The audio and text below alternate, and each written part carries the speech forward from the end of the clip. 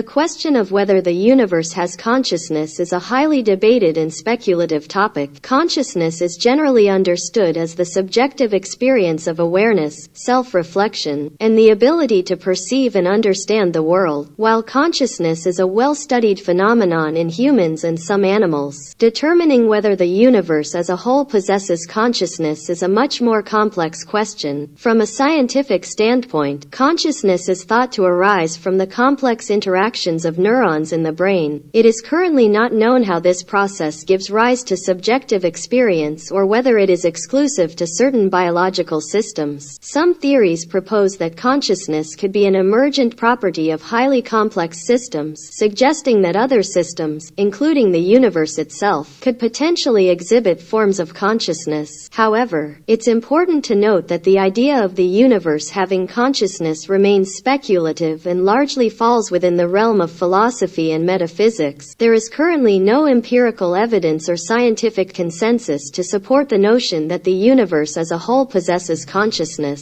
It is a topic that continues to be explored and debated by philosophers, physicists, and cognitive scientists, but definitive answers are elusive at this time.